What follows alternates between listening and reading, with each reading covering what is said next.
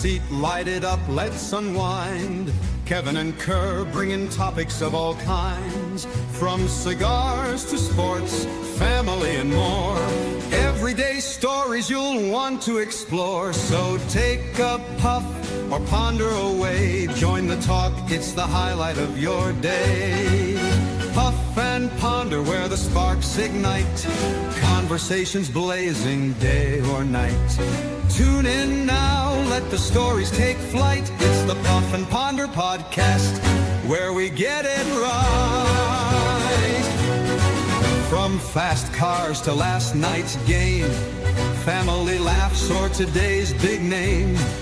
We've got the topics, we've got the vibe. Stay tuned in and enjoy the ride. So lean back, relax, take a break. Kevin and Kerr got the chat you'll appreciate. Puff and Ponder, the show that's great, where conversations ignite. Don't hesitate. What is going on, everybody? Welcome to the Puff and Ponder podcast, where conversations ignite. We're not sure where our guest, Art Garcia, is, or whether he'll be joining us tonight, but we'll make it a great show either way, as we always do. I'm Kevin Shahan, your host. Kerr Viajante, co-host. Kerry, how are you doing tonight? Doing too bad, Kevin. How are you doing? Doing good. Good. Nice. Yeah. Let's. I need to share my screen and give something away. All right. It's we're giving away let's see, a 5-pack on Instagram. Follow Cigar Prop on Instagram, and nobody gives away more stuff than we do. So we got 72 people that entered, and I'll let everybody know here in a second. Redbeard CE. So from Racy's Cubana, it's their tasting pack. We've got I think it's next Monday night is we have on the I believe it's the national sales manager for them. Okay. So it's good. We'll know a little bit more. I'm looking forward to it because I have been digging on their cigars. I have not had a bad one since Jennifer started smoking them a while back. We found them in a humidor. We got one, I think it was in one of our clubs. I can't remember, Jen, where you first got introduced to Racy's Cubana. Was it Smoke and Brew? We stopped at Smoke and Brew and got one. And then from there, whenever we found one, Jen would be like, I want one of these. Like, she was just gobbling them up. And then it came into one of the Cigar of the Month Club with Smoke In. And I've been kind of smoking them as well. And god dang, just a great cigars. Yeah, I found out about them. What's going on, Chris? Abe had mentioned, like, on KMA Talk Radio, after the PCA last year, he only brought in 2 new brands to smoke in. And I can't remember what the first brand was, but the second one was Racy's Cubana. And I'm like, wow, that says a lot. If Honest Abe is bringing them in to smoke in. Now, a lot of people don't know, and we'll talk about it more next week, but Racy's Cubana is like Aganorsa. For years and years and years, they made everybody else's cigars, and now they're making their own. And I was familiar with them back in the day. I was, but yeah, I mean, yeah, like you said, I mean, Abe brought them in. I mean, that's definitely got a impact or his with his palate when he thinks is going to move. But god dang, just great cigars. Yeah, absolutely great. Speaking of cigar, what are you smoking tonight? I don't know yet. We actually did a Secret Santa with the Wolfpack Club. So yeah. So we got our Secret Santa in here. We got received it from Michael at K1. I don't know how to K1 got. Well, it's not a Secret Santa if you know who got it for you. Well, you know what I mean. You don't know who you're getting it from. It's that would be called an anonymous Santa. This is Secret Santa. Because Secret Santa, you eventually find out who is who's going to get it. So you're going to get it from. So mine came with the Bone Shaker. It came with breakfast in Paraguay, Portugal. Sorry, one of those. Paraguay. I don't know where the fuck Paraguay came from. Which one's that? Oh, whatever. Yeah, I got Paraguay on the brain. The Tio Jose, which is by Climb Cigars. The Empress of Cuba, the Sancho Panza, and then the MTS. So I think I'm gonna have, since I butchered the name and I do apologize, I think I'm gonna have breakfast in Portugal, not Paraguay. Yeah. I think I'm gonna smoke that tonight. What about yourself, Kev? Yeah, I'm smoking an Espinosa Laranja or Laranja. Oh, From I picked this one up. I got this from Richie Riot or Richie Otero. Was at the Espinosa booth yesterday. But going back to the Secret Santa, I belong. I do the Cigar Craig Secret Santa every year, and last year he got stiffed by his Secret Santa, so that he did not invite that person back this year. I think I got stiffed. Really? I think I got stiffed a couple of years ago, but everybody always and it's a secret. But everybody always knows when Cigar Prop sends you your Secret Santa because I loaded up with Cigar Prop stuff. So everybody, and then our buddy, I wonder who sent me this Cigar Prop sticker. Yeah, I know. Craig the Bread Man, Craig Gilpin is who I got this year. So Craig got the Craig the Bread Man got the hook up. Oh, fucking Vanderslice. Thanks for the invite, Craig. Cigar Craig. Yeah. I'd have been more than happy to join a Secret Santa, but I won't stiff anybody. Yeah. And then I think last year Jessica did it because there was an odd person. So he's like, "Hey, can Jessica do it?" I'm like, "Yeah, I can send out two." So, but yeah. So the Espinosa I got from yesterday at the Ybor City Cigar Heritage Festival. I posted it on Instagram beforehand, and Richie and the guys at Espinosa are so gracious and kind. My neighbor Ed showed up after the Tampa Gun Show. We were talking to him all about Fratello, and he asked about the Espinosa, and I'm like, "Oh yeah, I smoke Espinosa all the time." And I go, they didn't have anybody there. I'm like, "Hey Richie, my neighbor Ed, give him the deets, on all Espinosa." So he talked to him for a little bit, then gave him two cigars, and like Ed reached in his wallet and it's like, no, those are for you. And Ed's like, "I don't think so." Go hand him the cigars back. You can keep these if you're not charging me. Ed does not like free stuff at all. I'm like, "Ed, take the cigars. Richie's my boy. Take the cigars." So So shout out to Richie Riot. Great dude. Well, I am. What's going on, Bones? Hey, Bones. What's going on, buddy? I am interested in hearing about the Cigar Fest. It was we got a lot to unpack over the last couple of days, including the football over the weekend. The college. No, we can skim that over 1 week.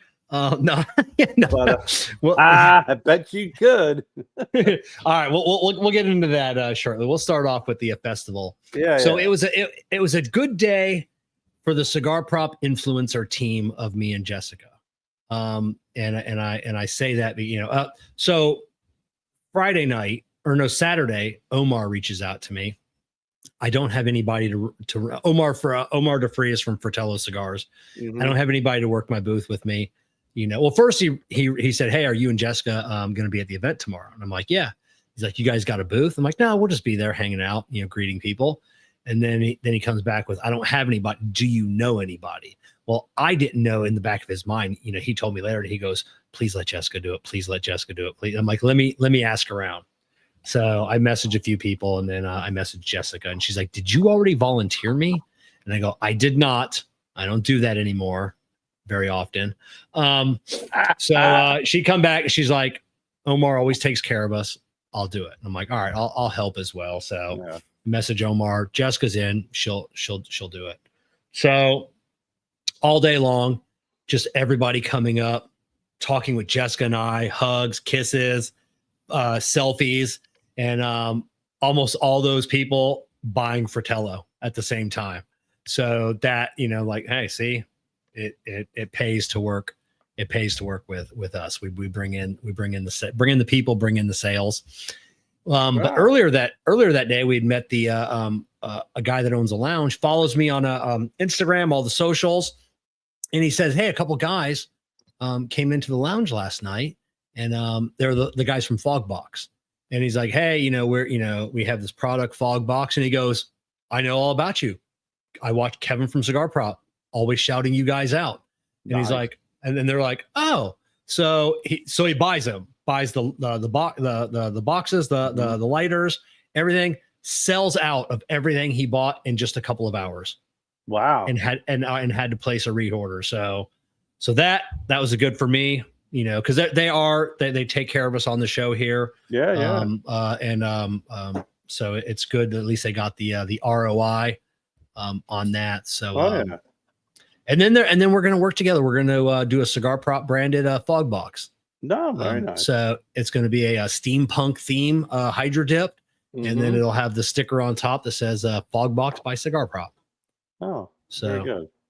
So before we move any further, since we're already talking about our partners over at Fogbox, if you're unaware of Fogbox, let's talk a little bit about Fogbox. Let's be real. Most travel cigar cases look the same. Black, boring, forgettable. But Fogbox, they're doing it different. Every Fogbox travel case and lighter features custom hydro dip graphics, from bold patterns to badass designs that pop. These aren't just tools, they're statements. Whether you're at a lounge, a campsite, or on the beach, Fogbox gear stands out while keeping your cigars protected and fresh. Plus, the quality is rock solid. Airtight, rugged, and built to handle wherever you take it. If you're still carrying around the same black, plain cigar case everyone else has, it's time for an upgrade. Visit fogbox.com and grab something as unique as your cigar taste. That's fogbox.com. Built to travel, designed to stand out. So we love ours. We got the Gambler. Yeah, everybody was, and they're going to start expanding into custom for like manufacturers. It's a little, hydro dipping is a little different. So it's not like you could have like an Espinosa and you couldn't guarantee like that's going to be like centered, and obviously because you can see the fog box, so it really has to be like randomized patterns that can be that repeat over and over again. So, but if you did you could do all Espinosa bands, or all Fratello bands or whoever bands, and they would be all over the place. So you could do that. So, super cool. Yeah, we love ours. We actually we used ours over the holiday. We were traveling over to my sister's house, through our cigars of the day into our Fogbox Gambler humidor, and man, it's very durable. Like you said, it's one of those things where if you don't have to worry about anything, if it's falling, not getting knocked over, anything falling on top of it, very, very rugged. Yeah, I've been putting it through the test because I've only had a few hydro dipped things in the past, and they've always been really durable. But I'm pretty hard on my cigar cases, and I'm like, oh man, I'm just wondering if this will get nicked up. And man, like you said, they are fucking rock solid. And they're all hydro dipped here in the U.S. Obviously, the cases come from overseas. But they are finished actually here in the U.S. So I found that out. So super, super cool. But yeah, it was a rainy day. That's what about halfway through, the monsoon came and just kind of put a kibosh on everything, and it just sucked. So outside of you and Jessica working the booth at Fratello for Omar's Fratello Cigars, what was a highlight of the event? The highlight of the event is any event that we do is just getting to meet the people that we've never met before that follow us on social media, and all they want is a picture, and that is, just to see like these people, like the happiest people in the world. And then luckily at that event, like a lot of them got a picture with all three of us, and like, oh my god, it's Kevin, Jessica, and Omar, in there as well. But just to see these smiles on these people's faces, or these husbands that bring the wives in. Hey, this is, this is Kevin and Jessica from Cigar Prop. I follow them, and it's just so, it's so exciting. And that's, like I said, every event we do, that's always the highlight, is all the pictures, and then getting caught up with all of our friends that that we've made these relationships with over the years. Yeah. So it's so fun. And then meeting new usually it's meeting new vendors and new cigar company owners. But anybody know that you that stands out? I honestly I didn't get a chance to get around. I was only able to get away for a few minutes here and there, between the rain, and see a couple of the people that I knew. Brandon at Big Sky flew in. I never got a chance to get over, and never got a chance to see him. So yeah, it kind of sucked.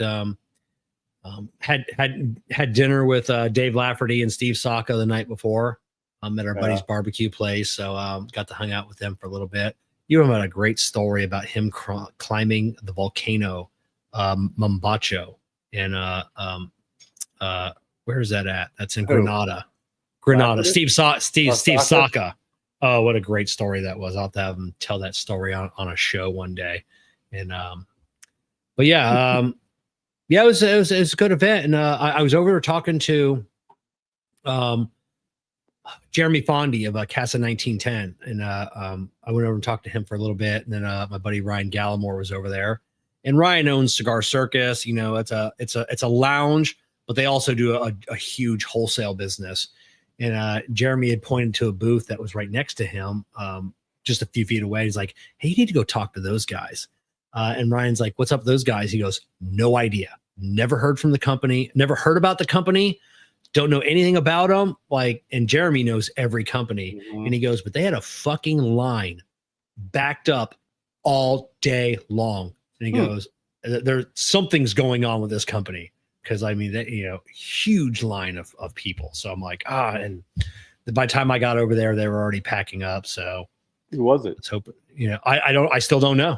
Still have no idea who it was. That story, you take me all the way down the path, and then you're like, I don't know. Yeah, still have no idea. So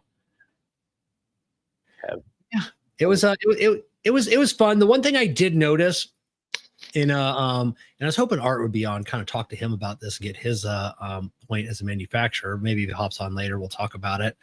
But the few times I did get around to other booths, and then even witnessing it with Omar, is people need to understand that there's a business going on. So you need to be cognizant of everything around you at every time. When I'm at someone else's booth and I'm talking with a friend of mine, a manufacturer, a principal, if someone comes up, I stop talking. Yeah. Business needs to be made. That's called common sense. So a lot of people fucking don't have that. And I know people get excited. It's like, oh my God, it's Omar. It's Richie. It's Steve Saka. But some people just need to be a little more cognizant of their sales need to be going on. If someone walks up and then I say, or Jessica says, "Hey, welcome. Are you familiar with Fratello cigars?" And that's usually when, we'll pass them to Omar. But if someone's talking to him, it's just like you could tell the look on his face. It's like I don't want to say, stop the conversation, but that's common sense. So, and I don't care how excited you are to meet someone. You have to understand and have a little bit of awareness when things like that are going on. I think a lot of that is missed. Yeah, and caught up in the moment with themselves. And at one point, I was hoping Jessica would run with it, because Omar had to go somewhere, go to the bathroom or something, and someone came up. I'm like, "Are you familiar with Fratello Cigars?" And he's like, "I am not." I'm like, "Well, this is Jessica. She's the owner of Fratello Cigars." And she's like, "No, I'm not." And I'm like, "You could have ran with that. Could have ran." I thought about introducing her as an astronaut, but this is Jessica. Have you ever heard of the space shuttle Columbia? Yeah, she's on that one. Yeah, So, and then I got to go in our good friend Mike, shirtless Mike Holmes. Stop by the booth, and hopefully we can get Omar in. Shirtless Mike Holmes. That's right. That's his full. That's his government name. So, but I was telling him, because he runs Smoke Ring 72 on Merritt Island, which is only 5 minutes from Kennedy Space Center. Mm-hmm. And I'm like, "Hey, Mike, Fratello, Omar used to work for NASA. He's got the navetta, which is Italian for shuttle. It's all the boxes, it's like the tiles from the shuttle. And I go, man, that's like a given for because Mike gets a lot of SpaceX and a lot of the Blue Origin people that coming in and smoking, because he's the only like big cigar lounge around. I'm like, tell me they wouldn't love this cigar. A history of the shuttle developed by someone that used to work at NASA. You guys couldn't keep these in stock. Yeah. So hopefully we got an in with there. So, our job is done there. So, nice. So, well, but sounds like a fun-filled packed as long as you could with the rain. I was thinking about you because I was watching football, and I was watching Buffalo Bills and the Bengals playing in a fucking snowstorm, and I was switching back and forth, and I was watching Tampa Bay playing in a monsoon. Oh, I didn't know Tampa was playing in town. So it was the first real big rain of our area in a while. We don't get rain in December. It's rare. So it was definitely a monsoon. Everybody was wet. Yeah, man. So well, I'm glad it was fun and I was happy to hear that you were able to hang out and help out Omar at his booth. Yeah, it was fun, and we still got to meet. We probably met more people than we normally would have, because when we're walking around, usually people will stop us, and say hi. But now, we're in a fixed spot, so with everybody walking around, we were probably able to say hi to a lot more people than we normally could have, And then our car got come to you, as it should be, and then our car got towed. So that was cool. How does that? I mean, I remember when we were there the last time, and that was the big concern. So what happened? So I pulled into the spot. I have the Park mobile app. Open up my app, give them like the 6-digit code, put it in. I got 12 hours of parking, 18 hours of parking. It's a whole day. And then we'll go to walk away, and I'm like, oh my God, I put in the wrong car. I put in my car, and we were in Jessica's because mine was at the dealership. So I go on the app, I can't change the car, and then I can't cancel it. And then with that, I'm like, oh, I'll just pay another $18. Yeah. And it wouldn't let me buy another day.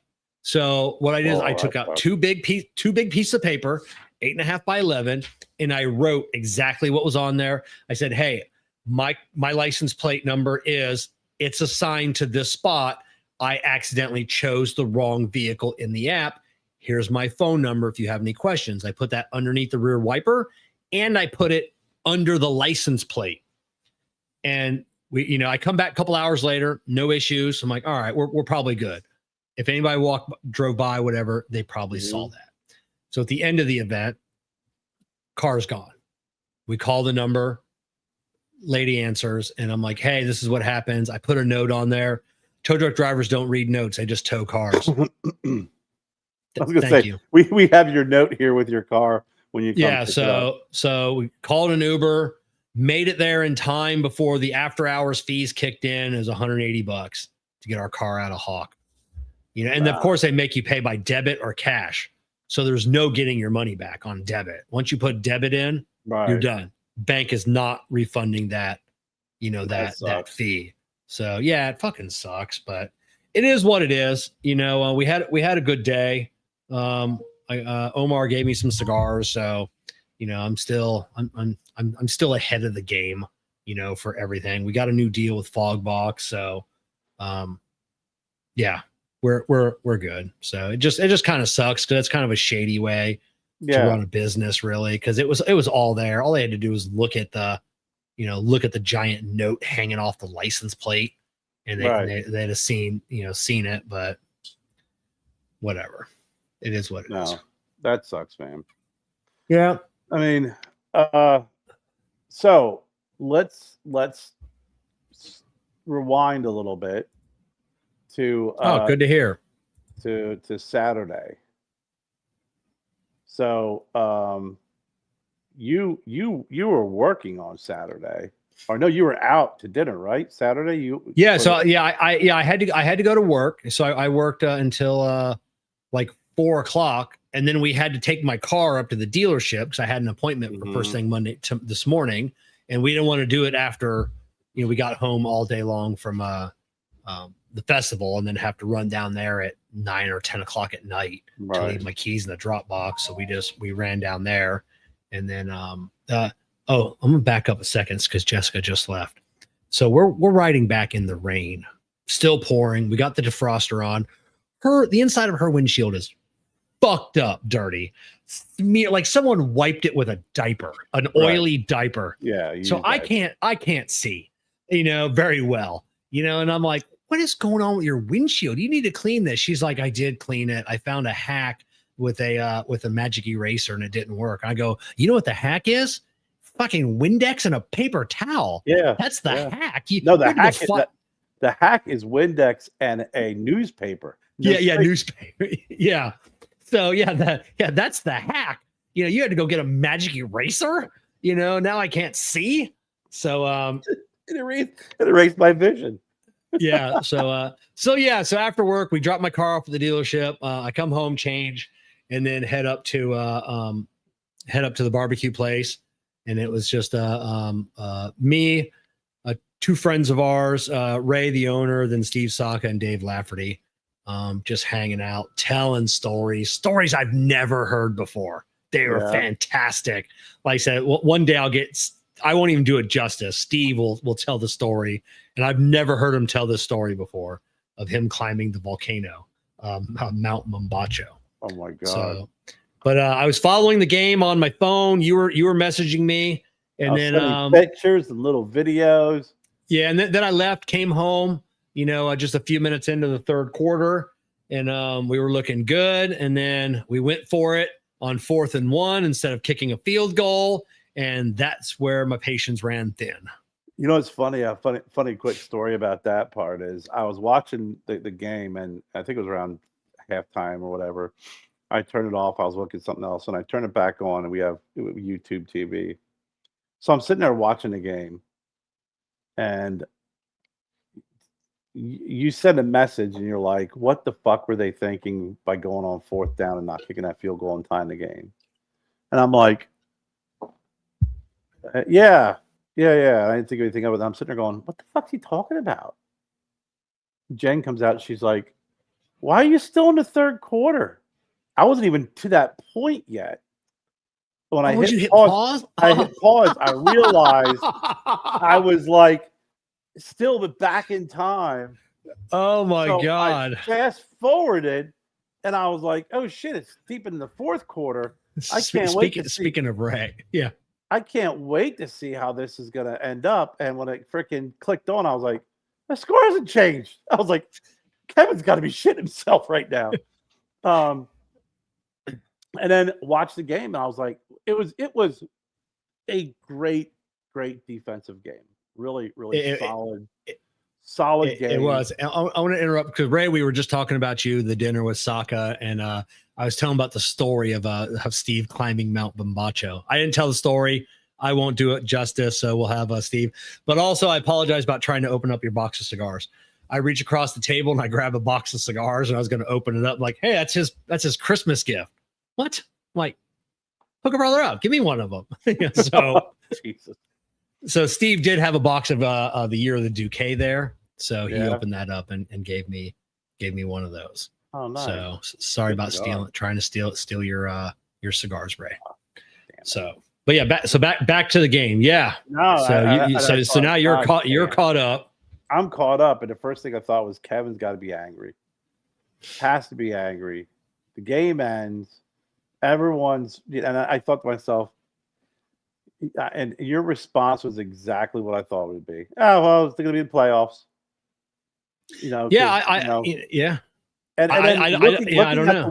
Looking at the way it's lined up, I mean, Ohio State not winning the Big Ten again, but then puts them in a better position with getting that first round bye. Because who are you playing against again? Like, who are they going to play against? The winner of like James Madison or whatever? No. We don't have James Madison. We got the winner of you sent it to me. And yeah, I did. Hold on. But I have it right here. Yeah, and to be honest with you, like I said, as well as Indiana's defense played, I don't even know if we can beat them again. I mean, we have a better shot only because now that we've played them once, I think we have a better shot than all the other teams do. I'm not saying that we have the best, or we're going to do it, but their defense was unfucking stoppable. It was crazy. So yeah, Ohio State is going to play the winner of Miami, Texas A&M. Yeah, which is going to be Texas A&M. I don't think Miami can beat them. Georgia is going to be playing the winner of Tulane and Ole Miss. Yeah. I'd love to see Ole Miss.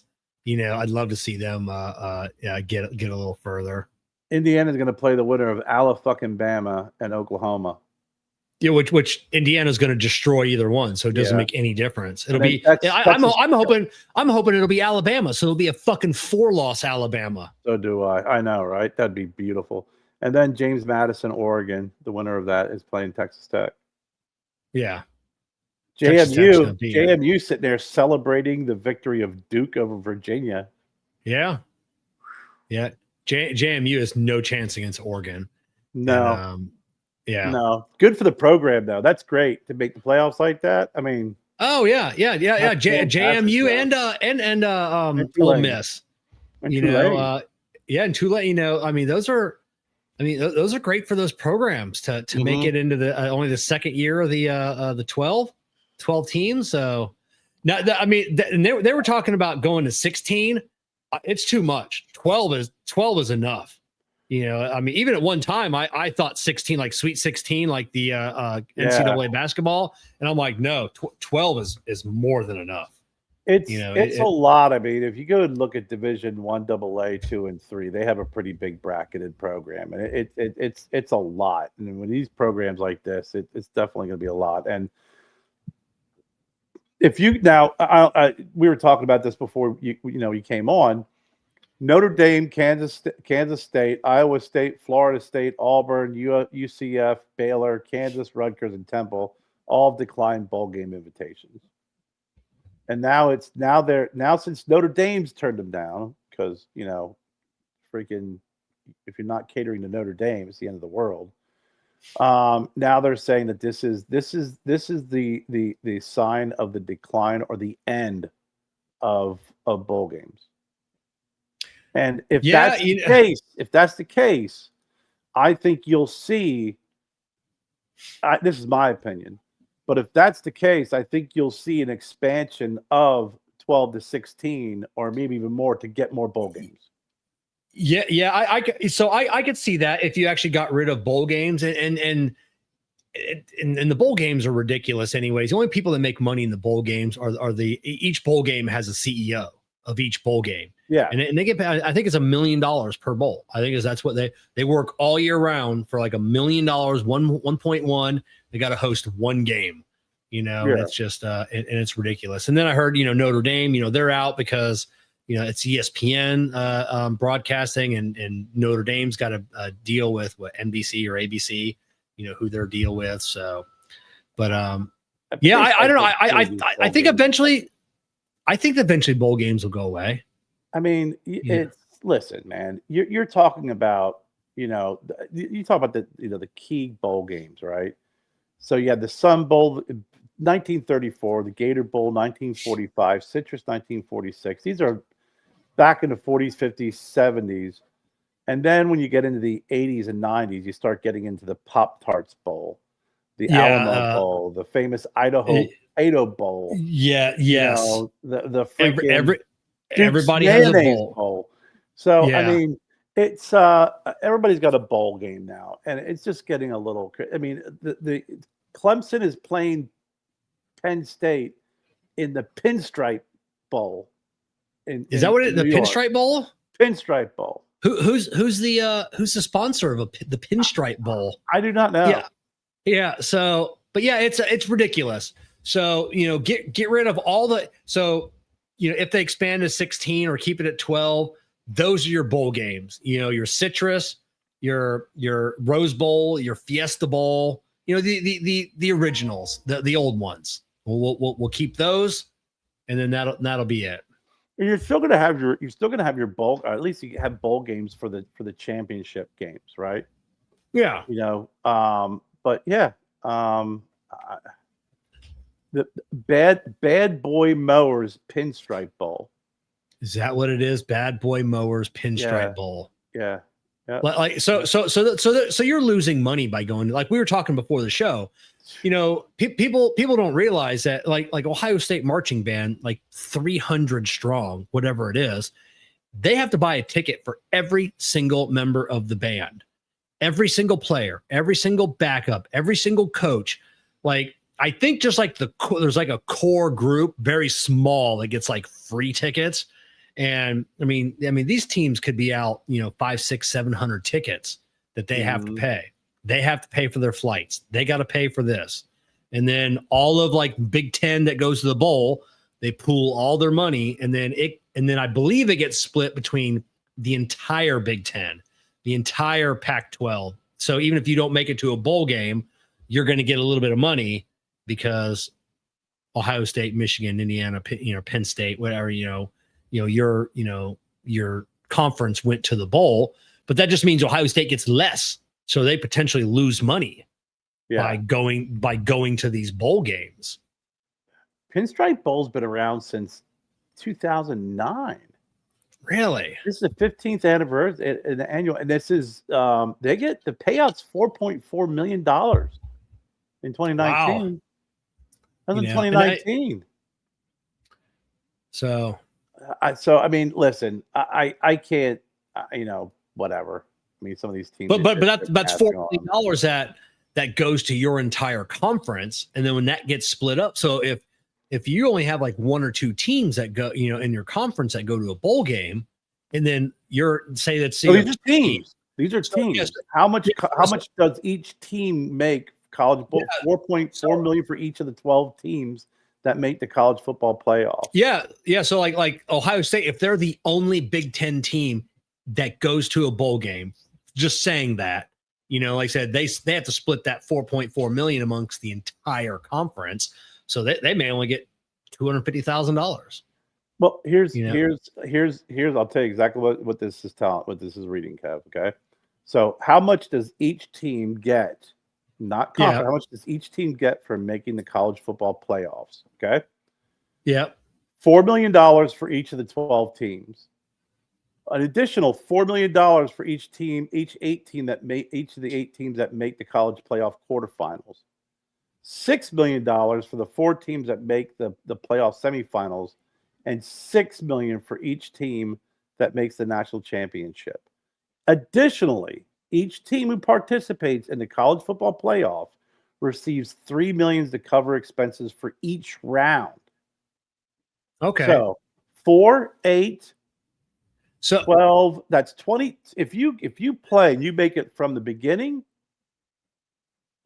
to the end, that's $20 million. And then an additional $12 million in expenses. That's $32 million that your team will get. Yeah, your team, but like, and I believe I know the Big Ten is like, they don't keep that. Like Ohio State, they get $4 million. They don't get to keep that. They have an agreement with the Big Ten that they give that money to the Big Ten. So they don't get to keep that money, even though that team gets the $4 million, they give it back to the Big Ten. So at the end of the day, I don't know how much. I mean, now it sounds like they're probably still going to make a couple $1 million, even if they conference distribution policies for college football playouts. This is where you're getting into your now that's the way that used to be before 2 years ago. I'm assuming it has stayed the same since they expanded to the 12. This is 2023, 2024. So each of the 10 conferences receive a base amount. For the Power 5 conferences like the ACC, the Big 12, the Big 10, blah, blah, blah, the base combined with the full academic performance pool was approximately $79 million. $79 million for each conference. Wow. And then, because they're just saying that, the group of 5 conferences received approximately, this is like AAC, the MAC, the Sun Belt, They get 102 million. Notre Dame received 3.89 million for just beat the standard APR standard because they're independent. Yeah. Plus they always make more than everybody else because they have their own networking deal. Fuckers. It says Notre Dame received a payment of 3.89 million by meeting APR standard. The other 6 independents had a share of 1.89 million. Oh, really? I didn't know there was 6 other independents. Yeah, apparently. I thought there was just a couple. Wow. Yeah. So yeah, there's they had this whole aggregate stuff on how they do it, but yeah. So yeah, it's and there's a big push at the end of every year. There's always a big push. Notre Dame either needs to join a conference or people need to stop playing them. Like these big teams just say no, and then Notre Dame's are picky, like for every 2 times that you come to Notre Dame, they come to your school once, so but yeah, it's as you're seeing it now, screw Notre Dame. They need to join a conference or they don't get in at all. So I don't know. I don't know what the answer is. So it's University of Notre Dame, University of Connecticut, UConn. They're original founding members of the original Big East Conference, independent. Yep. Wow. Yep. Says here the list of current and past independent schools. So you have Florida A&M, they're independent. Hawaii, they're independent. Idaho's independent. This is currently independent. Notre Dame, North Texas, Temple. Well, Temple looks like they are. I don't know. No, they're in the Big East now. They're in the Big East. Western Kentucky and Wichita State. Yeah, and I know it was Michigan and one other team. We're talking about leaving the Big Ten if some of their demands weren't met. And that was just a couple weeks ago, a month ago. They were talking about because the Big Ten's trying to change some things, and they're like, we're out. We're done. We'll just leave the conference. Either become independent or they'll join another conference. So I'm sure they'll get their way. Which because I don't know. I forget what the other team is, but Michigan brings the money. You gotta give them a little bowl bit. game. It's gonna be them in Texas, right? Yeah, it's gonna be the bowl game they're playing is the teams that got beat by Ohio State Bowl. I believe is what that bowl is. That what that bowl is called? The Citrus Bowl is called now. Yeah. Teams who Yeah. got beat by Ohio State. Yeah. Well, it's gonna be a good game though. Michigan, Texas. I can't predict a winner. It's gonna be a moneymaker. We know that much. It's going to be especially Citrus Bowl, Mhm. especially Michigan coming down to Florida. Florida always wants the northern teams. Your Wisconsin, Michigan, Ohio Summer, State. Nice people. You're gonna Yeah, get well, all those freaking donors and all those alumni in the warm weather. Well, it's because when everybody retires from the Midwest, they all move to Florida or Arizona. So they know they're going to sell out, like there's, South Florida here's 1 million Michigan fans, Wisconsin fans, Ohio State, Penn State, so when those teams come down here to Florida, they sell out. So I mean, the Pinstripe Bowl sounds really cool because it played at Yankee Stadium, but who's going to go to a Yankee Stadium game in December or January? It's going to be cold as hell. Yeah, and it's not a dome, so no, not at all, man. So yeah, good football on Saturday. Had some really cool upsets, some decent upsets. I wouldn't say Ohio State was an upset. I think that's 1 and 2. That's undefeated. We had to get up early Sunday morning. Who were we talking about Saturday? And it was the going to be the upset. And I never finished the game. Like it was only like 5 minutes left, and I couldn't stay awake, and I fell asleep. Who were we talking about Saturday night? Hold on, let me see here. That was Georgia beat Alabama, Indiana beat Texas Tech beat BYU. Oh, it was Duke. It was Duke game. Yeah, Duke beat Virginia in OT. Yeah. Yeah, Duke. Yeah. So so that went to OT. Uh-huh. Oh, good. I couldn't have stayed up. Yeah, not for overtime. I could barely stay up the last 5 minutes of the game. 6 minutes, I think, is what it was. I actually So- ended up going to bed, and Duke was up, and then I saw Virginia tied them, and then it went to overtime, and Duke won in overtime, and that's where JMU, entered the playoff Yeah. because of that. Yeah, and to be honest with you, even if I think if Ohio State went to overtime with Indiana, I don't think we could have won. I don't. They were just playing so much better. They're so much better defense.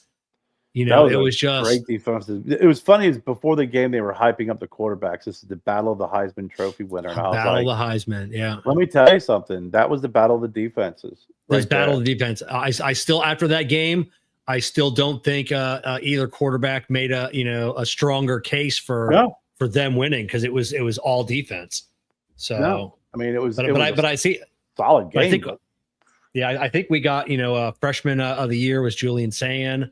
I think Ohio State they've won 3 or 4 already. But there's always a ton more to go. The awards for everything, every position. So, but yeah, and the Heisman they always say like they're in the running. The Heisman they don't release anything. It's just the news outlets that say these are the 5 picks for Heisman. Like the Heisman group, they're not putting this out there. You guys are competing. Listen, during that game, Mendoza, the quarterback for Indiana, had 222 yards passing, 1 touchdown, 1 interception.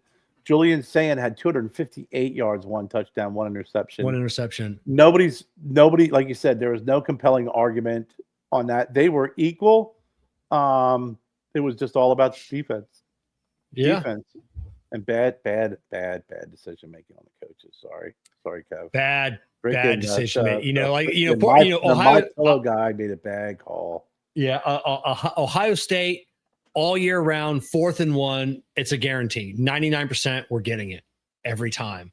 But for all the point, throughout that whole game, why we went for it, and then to miss a 27-yard field goal, it was at a pretty steep angle. So I'm not saying that I could have made it. Was the field downhill?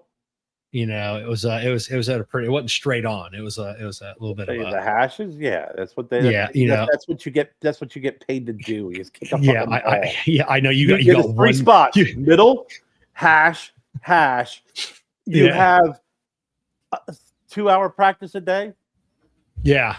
5 days. Yeah. Summer camp, and all you do is kick the ball. That's it. That's it. These guys are making 65-yard field goals now, and 27 is just a little boot in there. Can't shank a 27-yarder when you're playing for the Big Ten championship.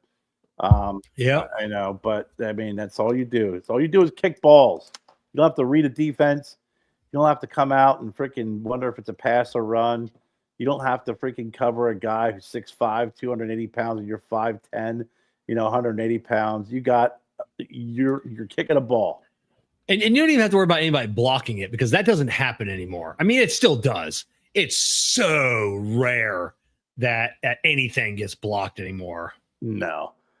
Someone's asking about a new era. I do. I have that one. I have the 800 and the 1500. So I have them both. So ask away. We're a New Era family over here.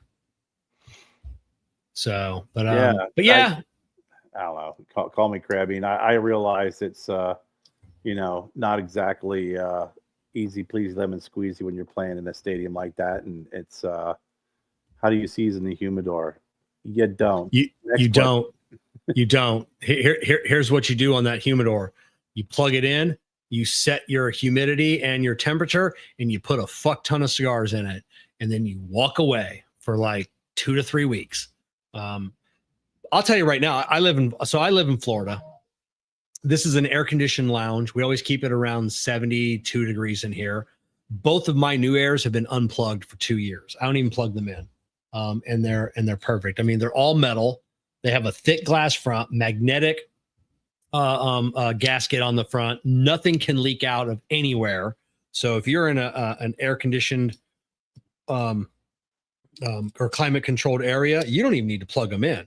And I don't keep any humidity in them. Nothing. Like there are no humidification devices in those. When the cigars went in them, they were properly humidified. So, and there's nowhere for the humidity to go. But I would say plug it in. Make sure you're using external or different hygrometers. The Cigar Oasis Caliber 5, the new one that just came out, top of the line. The 4 and the 5 are great. They just came out with the 5. Digital. Make sure they're digital. Digital. Put one on the bottom shelf. Put one on the top shelf. Close the humidor up, full of cigars. 80% capacity. You don't want it any less. You really don't want it any more. And then 2-3 weeks, look at it, see where you're doing, and then I guarantee you'll be fine. But yeah, it's 2025. We do not season humidors anymore. No. So, and if you say that in a group and someone tells you otherwise, tell them to fuck off. Tell them Cigar Prop. I've owned more humidors than most people could ever dream of, so I know what I'm talking about when it comes and to what's funny is I've gone through the gambit. I've had, my first, I still have my first desktop I bought back in like the early 90s, the mid, or like 94, 95. I think I bought that humidor. Maybe a little bit, maybe somewhere in that 90s. And I've had everything, and that probably holds about 50, I think it's 20, 25, 50 cigars.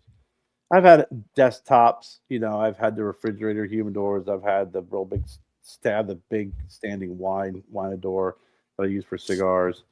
The whole 9 yards. I've done everything from seasoning to not seasoning. I had the stand-up cabinet.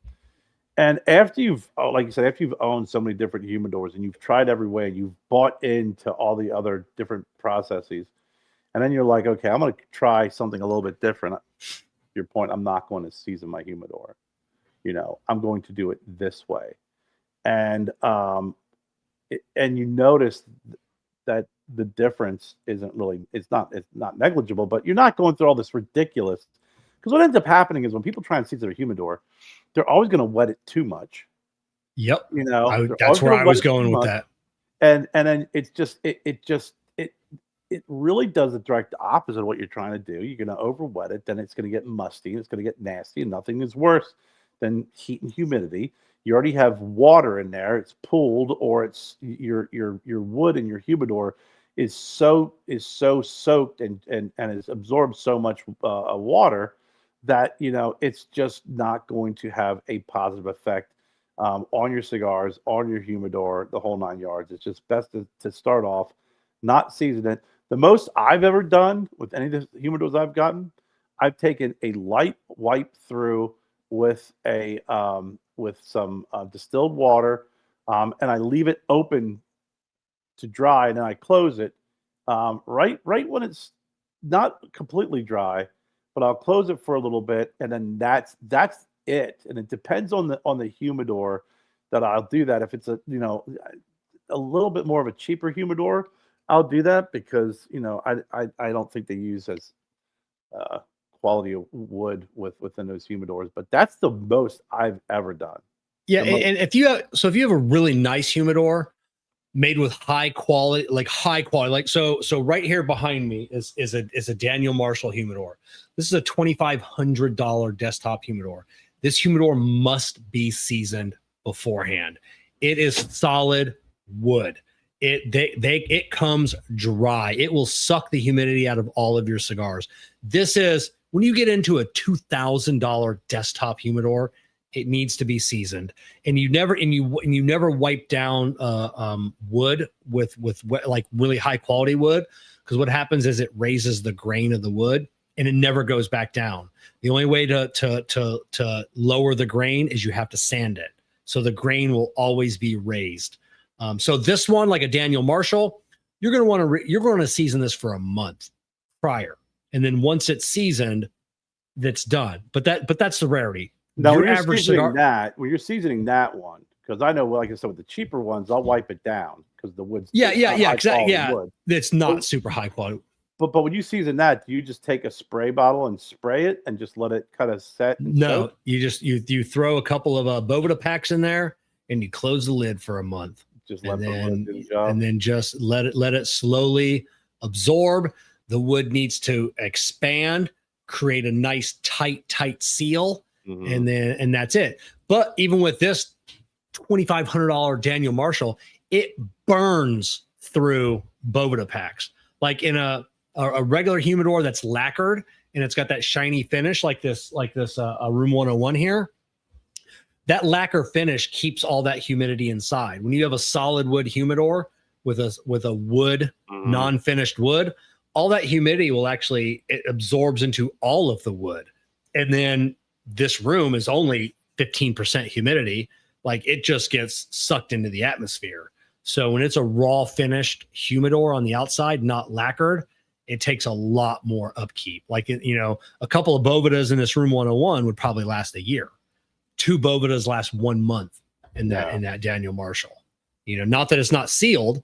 It's just soaking straight through that wood, and it gets evaporated straight into the environment. So, but yeah. Nice. Hey, Kev, we're at the almost midway point. So time is running out for the Ashes to Africa. Yes. So I'd like to talk a little bit about the fundraiser for our son Joseph, Ashes to Africa. I'm going to play a clip here in just a moment as well. But what is Ashes to Africa, you may ask? Well, our son Joseph is he is down in Florida. He's enjoying his time down in St. Augustine, Florida. He's in his second year, his sophomore year at St. Augustine, and he's studying business. He's studying international business, and part of his studies is to study abroad. But it's more than just studying abroad. They're going to be doing volunteer work as well. So it's a really great opportunity for Joseph. And so for some of you who are watching maybe the first time or listening for the first time, you may not know this, but Joseph, 20 now, he just turned 20 in October. He was diagnosed with leukemia when he was just a little boy, kindergarten. So as you can imagine, when he was first diagnosed, it was pretty damn close to being a little too late. And luckily, through the grace of God and through a great dedicated oncology team, and a strong mother, Joseph was able to battle leukemia. 3.5 years of treatment, for leukemia for boys, 3 for girls, 3.5 for boys, because the cancer likes to hide in the testicles. So they got to go an extra half a year, an extra 6 months of treatment. After that 3.5 years, you have to go visit the clinic for 5 years afterwards. And the first year, it's once a week, then once every other week, then once a month. So he's at the point now where he's considered a survivor. He's in survivorship. But Joseph's been a very active participant in the cigar community, even at an early age. I've said so much it chased Kevin away. He's got to go dry his eyes. But Joseph's been a big participant and a big supporter of the cigar community. Every year we give back to different causes, primarily around pediatric cancer. Joseph was an LLS, Leukemia Lymphoma Society. He was the Boy of the Year for a couple of years, so we did a lot of fundraising. We've done Lego sets. We've collected and donated Lego sets to the cancer clinic here that treated Joe. And this year we're doing something else as well. But one of the things we wanted to do was, let's give back to Joe. Let's help him get to Africa, where he can do some good. He can learn not only some great lessons in his international business class, but he's also going to be giving back to the local communities. And we had a number of people in the cigar industry so selflessly donate a number of items that we're going to be giving away as a thank you through the I guess, am I allowed to say this, Kevin, or what am I allowed to say and not say? It doesn't matter. Yeah, it doesn't really make a difference. Okay. So basically, these are thank yous that we're going to give back as in the form of a raffle. So every ticket that you buy or every donation, you get a ticket. Jennifer just announced that, for every donation, we're going to be giving an extra ticket, and all those who donated prior is going to get an extra ticket. So there is incremental amounts that you can donate and get more and more tickets. So a great opportunity to not only help out and help Joseph, achieve another goal towards another milestone in his life, but another milestone in his dream in what he wants to accomplish. But it's a great opportunity to win some great cigar prizes. So let me play this video, guys, for you real quick. It's about a minute and a half. Just sit tight, but you get a good opportunity to see what's available to you. In a world where second chances are rare, one young man is racing towards the purpose he fought to survive. At 6 years old, Joseph faced leukemia, and he beat it, not by luck, but by faith, grit, and the kind of fire that refuses to die. Now that fire is pulling him across the world to Tanzania, to study, to serve, and to begin the mission placed on his life, bringing faith, hope into prisons and rebuilding the forgotten. To get him there, the community has stepped up with incredible appreciation gifts. Pieces of legacy crafted and donated by people who believe in something bigger. Every donation enters you into these giveaways, but here's the update. Everyone who has already donated, you get an extra ticket. And every donor from this moment forward gets a bonus ticket, because generosity deserves power, and time is running out. This is the moment where the story shifts, where the world decides whether the mission rises or falls short. Be the difference, be the push, be the reason Joseph gets to Tanzania. Donate now at vsrcigarfam.com. Share it, spread it, answer the call. Ashes to Africa. Purpose begins with you.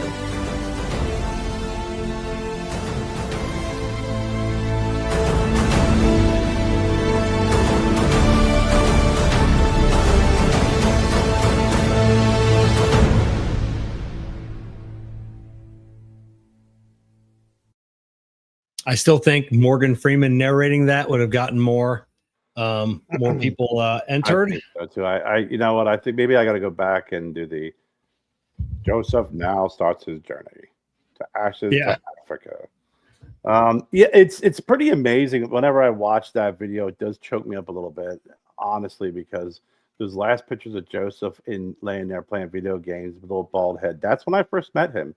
And he was about 6 months into his treatment, and he was frail, white. He could barely walk.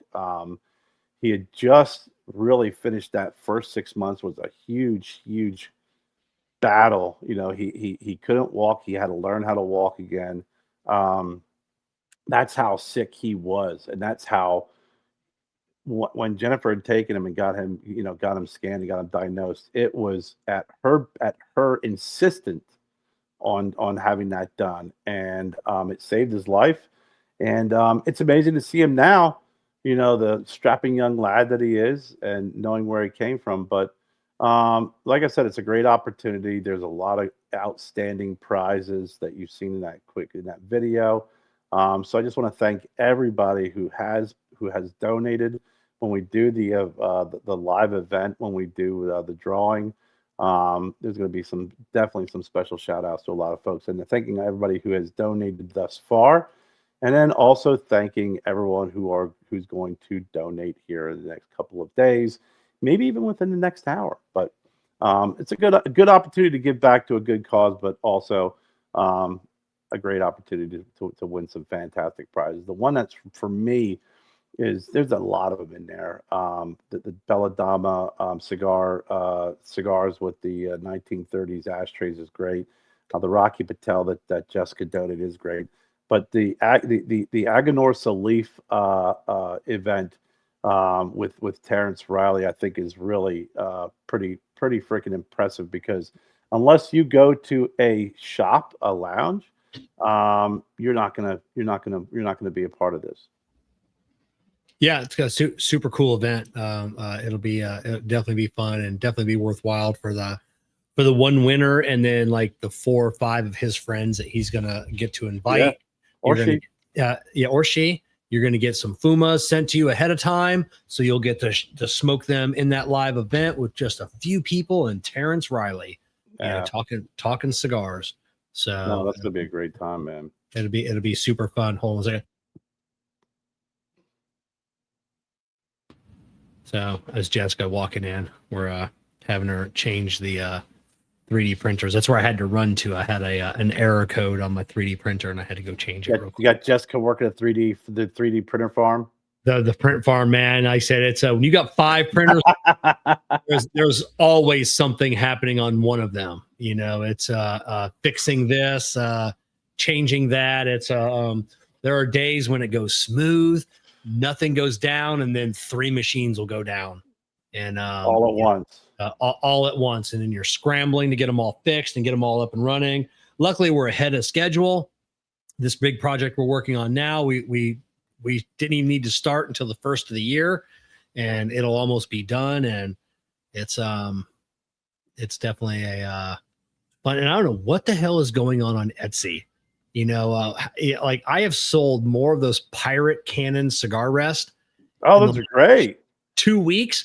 Every day there's like 10 orders coming through, and I'm like, what is going on? Like, is Etsy pushing these things or what? So I love it. You know, thankfully. Those are great. I love them. Yeah. So they're super cool. But yeah, it's lots of cool stuff we got on the old 3D printer. Plus I'm printing a lot of cool stuff for myself. So, you know, there you go. So it's a I mean, it's pretty unique, you know, especially if you're someone who likes pirates, or if you're even a seafaring person, or a Civil War buff, or you like anything that's kind of related in that realm. It's a pretty cool cigar rest. It really is. And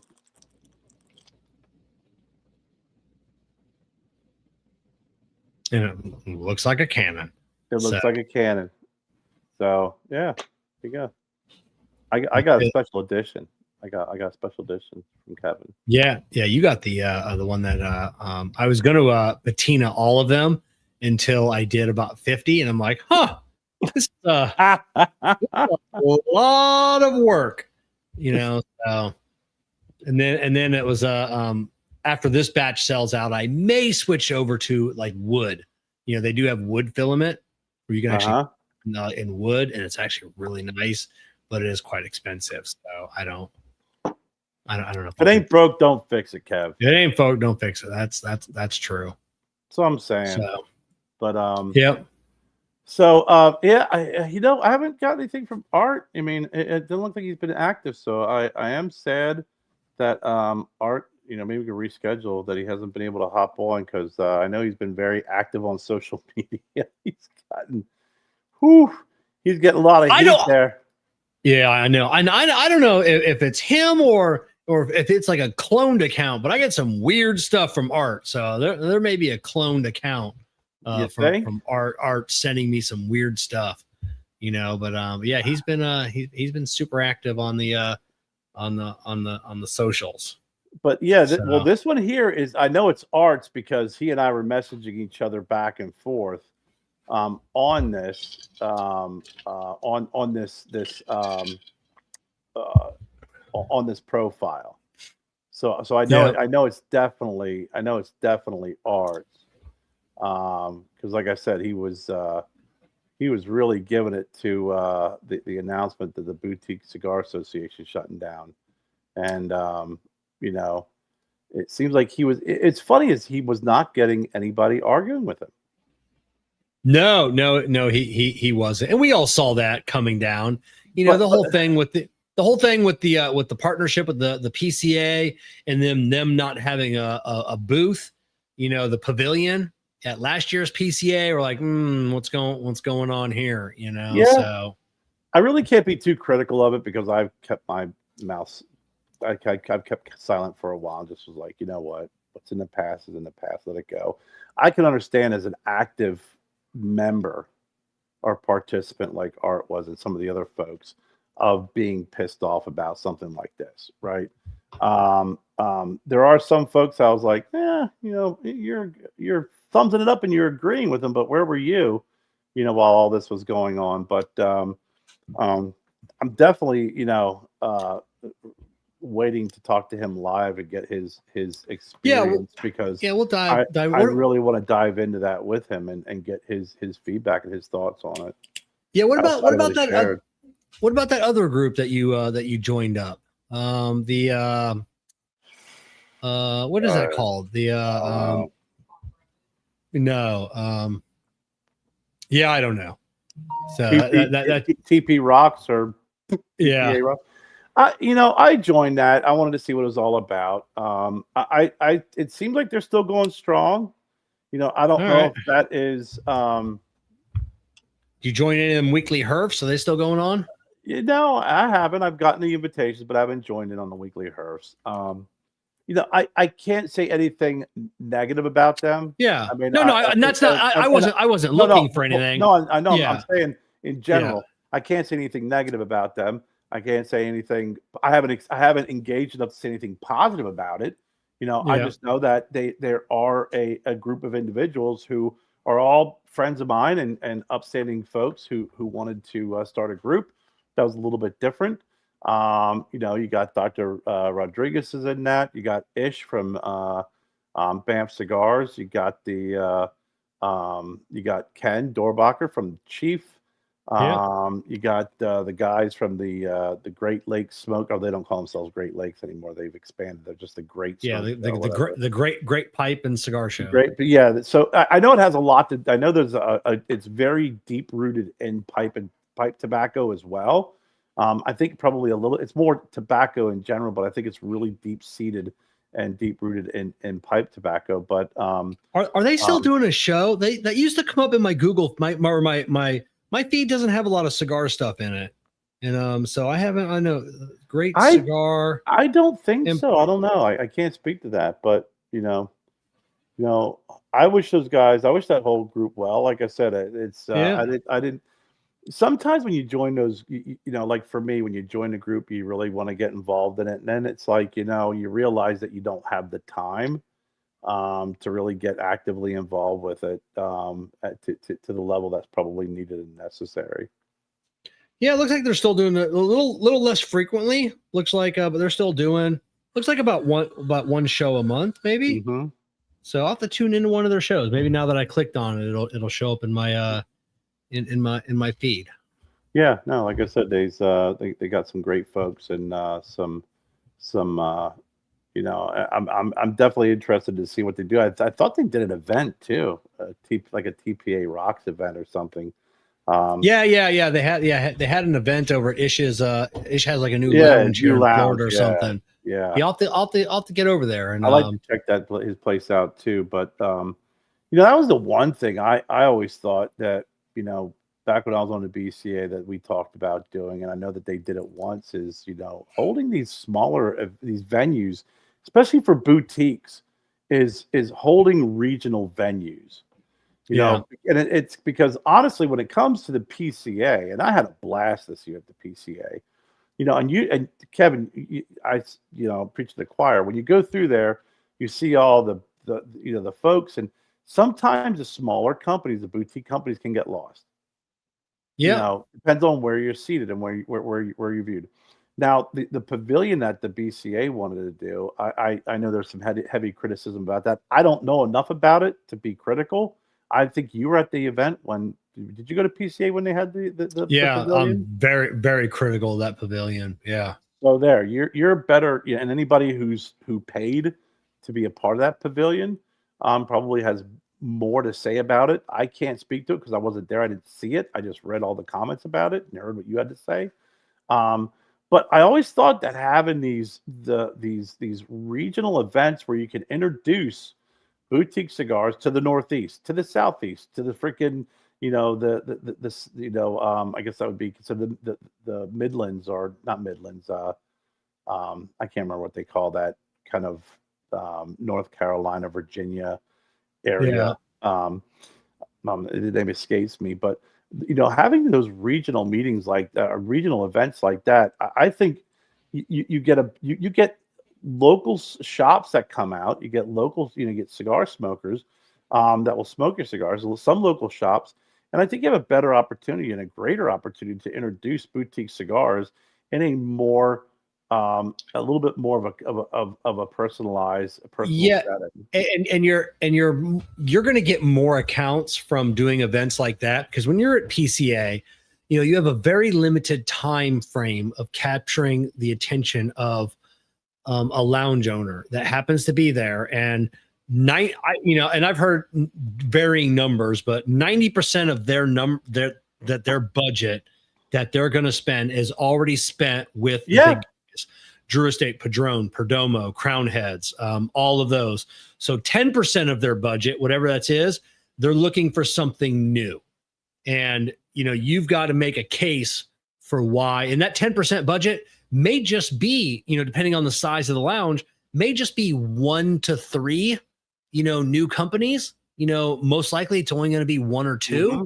And you've got to make your case in a short amount of time of why they should pick you versus the other, boutiques that are going to be there. And if you don't have your shit together, if you don't, if you showed up and a customer asked, hey, can I, do you have like your pricing sheet, your order sheet? And like, yeah, I don't have that. Just tell me what you want. This isn't how this works. I need to, give me your sheet and, I can fill out, see what your pricing is. So you've already lost them. And then if you only show up with one person, and you're talking to one lounge owner, like a couple of the guys there, or the boutiques that were there brought 2 to 3 people, or 2 to 3 of their principals, like the crew from like Minnesota or whatever, those guys, Lovely Cigars, great guys, like 5 of them. So the 5 principals of the cigar company there able to talk to 5 different, lounge owners at once, versus when you're just there by yourself and you didn't know any better, or you weren't taught any better to how to prepare for an event. If you spend 20, 30 minutes with one lounge and then 2 or 3 other lounge owners that maybe have recognized your cigar decided to bypass you because you were busy, Mm-hmm. they're never coming back. No, 100%. And I'm sorry. But I say, but when you were talking about those regional events, then you get the consumers coming in from that region. Mm-hmm. So even if the lounge owner doesn't show up, Kerry goes to his local lounge and, like, hey, what'd you do? I'm like, oh, hey, I went to that festival this weekend, and whatnot. And man, I met a couple great companies, and this cigar is really good. Yeah. Why are you that lounge owner will be like, oh, I've never heard of them, like, let me look into it. And then if you really like the cigar, because I've done it, what's the first thing you're going to do? I bought 2. Mm-hmm. Let me give you one, Mm-hmm. So now that brand owner has the cigar that they're able to smoke in their time versus PCA. Yeah. You're not smoking, you're coming home with all of these samples. Mm-hmm. What are you going to get to those samples? 6 months, 9 months later, you're not smoking them all, and then, so those little boutique like events like that, in my opinion, I don't have any hard facts on that, but you have a greater chance of getting into lounges versus one major event a year, and the cost of like PCA, you could do 10 little regional events for the price of one PCA event. Yeah. I mean, I think, like you said, there's what hard data do you have? Well, just looking at, educated guess, theoretical, however you want to place and then talking with, a limited amount of people that I talk with. But I mean, it seems to reason that what you just laid out, plus you figure if you do an event and you're in town, it gives you an opportunity as a cigar brand owner where you can maybe visit a shop or 2, invite them out to the event, give them a ticket to come to the event. Afterwards, maybe go out and see a lounge afterwards if you have time. Probably not. It's probably exhausted at that point. But you're going to get folks that are going to come in. They're going to be they're going to be cigar shop owners. They may place an order with you, or they just may buy some cigars and get back to you later. But what you've done is if you get, I don't know, 1,000 people to show up, now you have 1,000 brand ambassadors if you make a damn good cigar and they like it. And they're going to go back and they're probably going to say, do you have this cigar? No. Oh, I was just at the that boutique cigar event. Oh yeah, I was invited to that. I couldn't make it. Well, here's a cigar. You should give this one a try. I just think it stands to reason that that would make better sense. And some of the conversations we had very early on in the association were based on having smaller events like that. The unification with the PCA. I mean, I get it. I understand that it was this united front, if you will, but I still think you could have had a united front and still maintain your independence as a boutique group or a boutique association without folding into the PCA and really,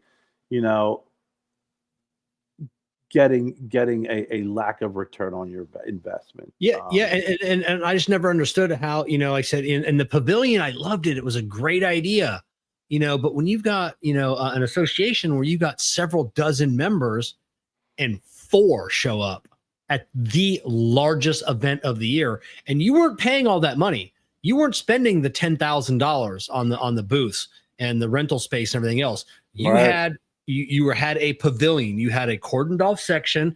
Everybody had these, cookie cutter booths. You had your banner on the front, and then that was it. It was very, very basic. And you had enough room for 20 and 4 people show up, and it just, so yeah, I understand why if that was the reason that PCA decided last year, that to nix that, you're like, hey, we cordoned off a large chunk of space. We can't do that again if only 4 companies show up. Yeah, I mean, could you imagine with the when we're at the PCA this year, and the way it was laid out, if there would have been that just think about that area they had with tables for food, if that would have been regulated for a pavilion and there was only 4 brand owners in there. I mean, I can't speak to the reasons why people didn't show up. I've heard some scuttlebutt behind the scenes, but nothing that would be worth mentioning because it's not. It would, if Art was here, he'd probably, or someone like who experienced it, could probably get some feedback. But my imprint has been long gone for many years. But yeah, I mean, it is. I was not surprised, but there was a part of me that was very disappointed to see that occur, because I was there very early on in the beginning stages of the Boutique Cigar Association, and really believed in the mission statement and the work that needed to be done in order to make that into something that was a place where boutique companies could really feel united, if you will, and feel like they had a place where they had a voice, and everyone, a bunch of unified smaller voices really kind of coming out and channeled and focused in a direction that became one big voice. Yeah. So I don't know. We'll obviously I say we'll see how it turns out. But yeah, no, there is no more. So there's maybe Ish, with his group, maybe he learns and I know he's got quite a few members of his organization, that were part of the BCA. So maybe that will be in the future of lessons learned, and maybe we'll see PCA will give the pavilion another chance to another organization like that. But in that case, those guys can't squander that. But luckily with Ish and the group that of guys that he has, they are some more bigger brands, bigger the boutique brands that, you know, and I hate to say it in a negative way, but they have their shit together. They got their shit together. Mhm. You know, it's a, you know, so, but yeah, but Agreed. and I would like to, and what are your thoughts on, even if they didn't have a pavilion on the PCA, because, you know, spread out through the PCA, you had boutiques here and there. Do you think that's a good idea, or do you think that they should be not cordoned off like lepers, you know, on one side, but as a boutique cigar brand owner, would you want to be in a, you know, not a cordoned off pavilion, but just on a separate side, you know, amongst your peers, you know, or are you happy to be, you know, in between a Tatuaje and a My Father and a Drew Estate, you know? I think there's an argument to both, right? And Yeah, I could see, and I'm thinking about this. I could see having a booth next to, like you said, whether it's Asylum, you know, Drew Estate, you know, Saka, whomever, and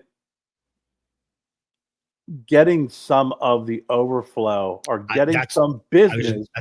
That's the word I was going to use, the from, overflow. from the foot traffic that these bigger brands are getting in order to lift the community, right? If you spread out the boutique cigar companies amongst the bigger groups, you know, you have that potential to get greater lift amongst the smaller groups, and an opportunity for them to introduce their cigars to some folks that may be waiting to see someone else, or they have some time to kill, or whatever the case may be. You know, that's a good point. If you're waiting to see Saka or waiting to see Pete Johnson, and you're just milling about, and you're like, oh hey, look how we met. Look how we met with Amami. You know, you know, we were waiting for what's his name with El Mago Cigars. Nick. You run the bathroom. I was waiting for you. We're waiting for Nick. I look over. There's Amami Cigars. I start shooting shit with the next thing you know, boom, we're interviewing. Boom, we get a cigars, and just super nice guy, fantastic cigars. So I think that there's some benefit to having these boutique companies marbled throughout. Yeah, having that pavilion and an area for folks to come visit. The whole concept is fantastic, but I also think that you have to have a pavilion that's worth visiting. It can't be a bunch of empty spaces, you know. Yeah. So I kind of like having the smaller companies marbled throughout the floor, and then, you know, elevating them with the group, because really what you want is you want as many members as you can get. You want as many returning and successful members as you can get. And as these companies go from smaller to bigger to medium size, and as they start to rise, you know, with the tide, then they're able to get bigger booths, you know, and then the next smaller company can come in and fill that void. And I think that's a great opportunity to really introduce boutique brands across the board, and then also allow them to be successful. And listen, you know, I know a lot of the bigger companies, you know, they're always, you know, talking about and the bigger guys being supportive of boutique brands. And I think it's an opportunity to participate. You said, you know, it would be a good idea. I don't know how it would work, or if they'd be catch on, have like a Big Brothers Big Sisters, you know, have Pete Johnson have a boutique with him, like, you know, like that's you know, my big brother this year is Pete Johnson. My big sister this year is whoever, you know. And one problem with that, one problem with that is that you would have to have that company, whether it's Pete, Steve, whomever, have to know that person. And because what you don't want happening is having Pete Johnson being the big brother of sucky ass small freaking unprofessional company, and then Pete Johnson gets his name associated with that organization. Yeah, no, yeah, you would they wouldn't be picked for you. You would have to, you'd go into a group, it'd be dodgeball, so you got Pete, Steve, all the guys, okay, here's your 10, 12 big ones. Here is your list of the smaller boutiques. Pete, you go first. Oh, hey, I want so-and-so. And then gets down to the end. Steve's like, fuck, I don't want this guy. It's like you'll have Saka say, I don't know. Fuck him. Let him go freaking sit over there next to the freaking chalupas and the French fries and figure it out. Yeah. I think that would be I think it'd be interesting if you can get some sort of a discount if you bring along someone who's a boutique brand that you would support and kind of big brother it or big sister it along. I think that'd be pretty interesting. But I think just in general, having the smaller companies and having bigger companies do that, you run into a lot of problems where there's going to be some companies. And I could tell you know as well as I do, because you probably feel the same way. If they were like, hey, Kevin, you have to be a big brother, pick someone you're like, I don't fucking know any of these people. I can't put this cigar props, seal of approval on anybody who I'm not really familiar with. Yeah, and then you just don't know who's going to show up. Like we interviewed those 3 guys at the one booth, and they all had different stories to tell. And then whatever that one booth is that was next to them was those 2 guys sitting down eating, or they were on their phone the entire time. Mm-hmm. And just like, whatever. We walked by a couple times, didn't even have, we had a camera set up, everything else.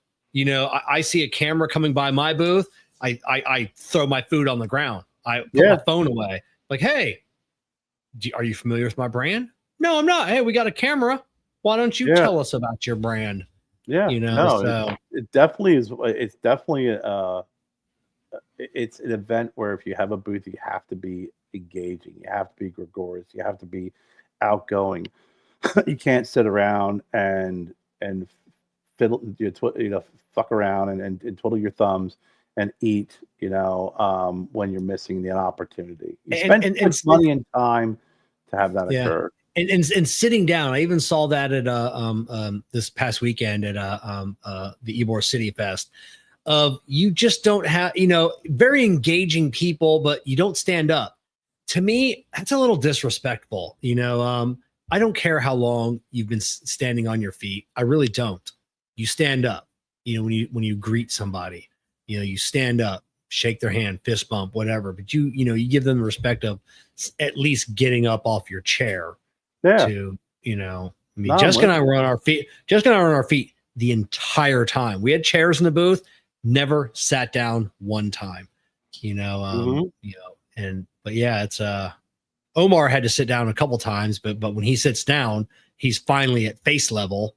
With you, so nothing like his back's like gotta kill him from bending over and talking to people. Oh well, it did, and his knees, were bothering real bad.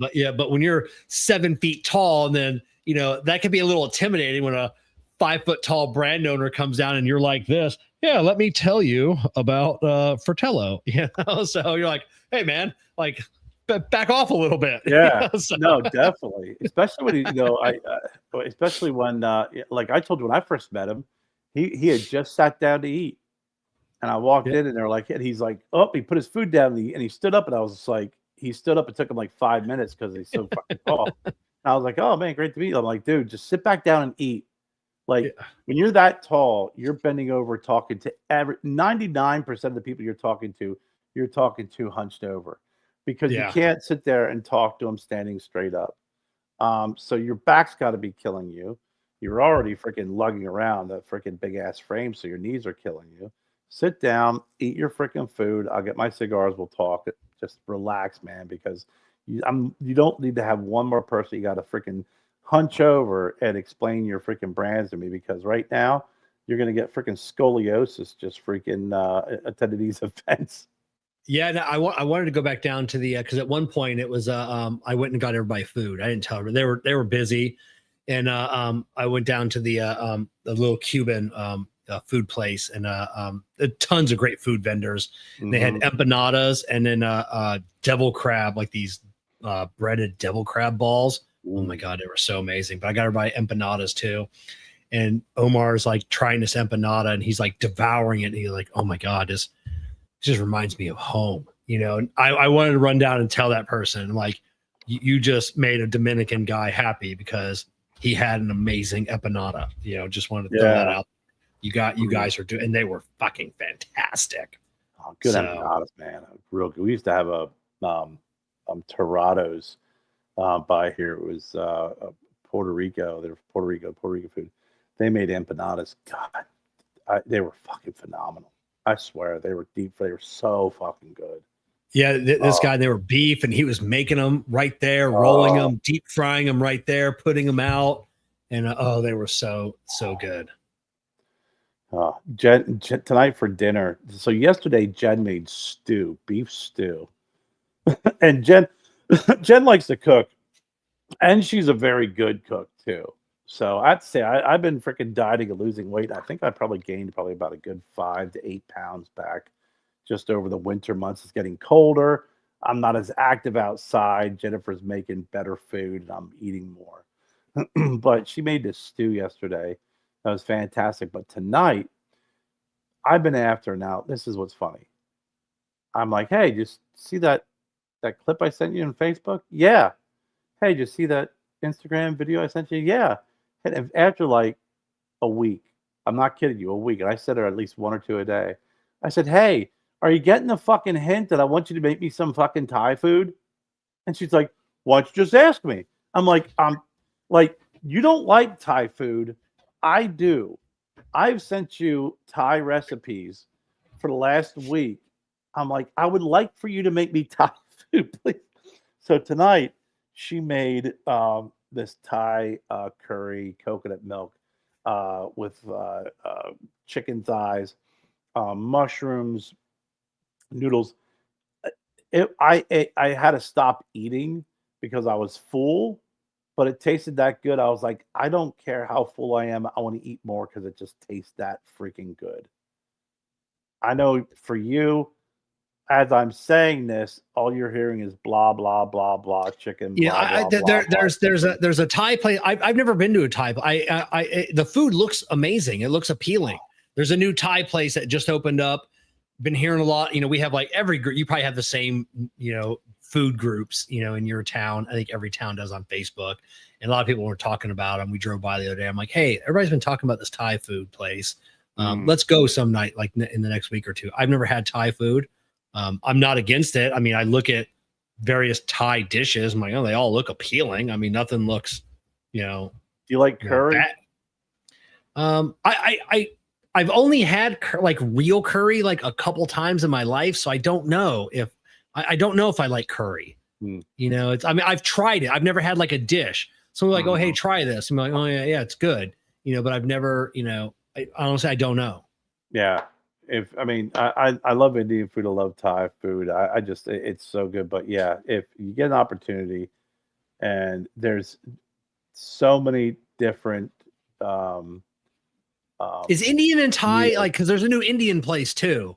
Are they similar? I don't know. No. Okay.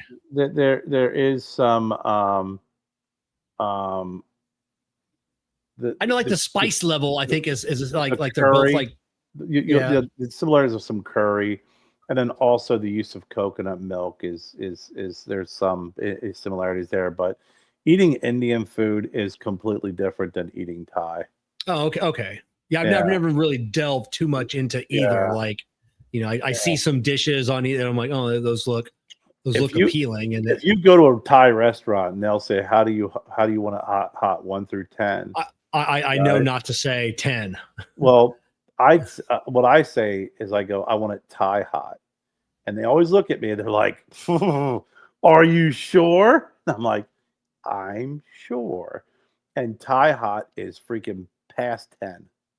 Yeah. Thai hot is, hey, you're Thai, you're used to eating this, and you like shit spicy. You're not some freaking gringo who's who maybe put some hot sauce on their freaking eggs.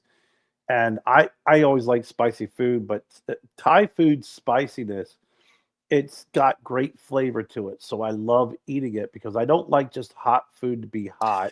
See Because there's so many people are like, I love this. I'm like, dude, that's just hot to be stupid hot. That's what when people ask like, oh, how spicy do you want it? I'm like, I like to enjoy my food. I want to taste the flavors. I don't want the hot because you could just make the cheapest thing on your menu hot. And if that's what I want, so who cares? So right. I want to be able to take. Now I do know at a Chinese place, there's no Chinese place alive that makes spicy food. I always say as hot as you can make it. And it's like still a number 3. I've never had spicy Chinese in my life. No, no, it's very, Singapore noodles was probably the spiciest I've ever gotten. It's curry based and some peppers and stuff. But other than that, no. Even the Kung Pao chicken, when you're like, I want it extra hot, it's like it still lacks the pow. It's more heavy on the Kung than on the pow. Yeah, I know when last time we went down to Boynton Beach, Abe and Brandy took Jessica and I out to a pho place, and the food wasn't hot, but it was boiling. It was beyond boiling. Like you couldn't touch it for like 15 or 20 minutes. It was like fucking lava, like later on, it's still bubbles coming. I'm like, how is this dish still boiling hot? And then I see like these places like overseas, Japan, whatever, they got pho, and they come around like these little molten balls, like, oh, hey, your soup's cooling down. They drop a molten, like the soup was still boiling to begin with, and you're dropping this molten ball in there to heat it up even more. It's like, get out of here. I love pho. There's a Vietnamese place I used to go to up in Virginia that was just had the best pho. The noodles, the soup is just so delicious, especially on a cold day. But yeah, I mean, I like spicy, but I like flavorful spicy.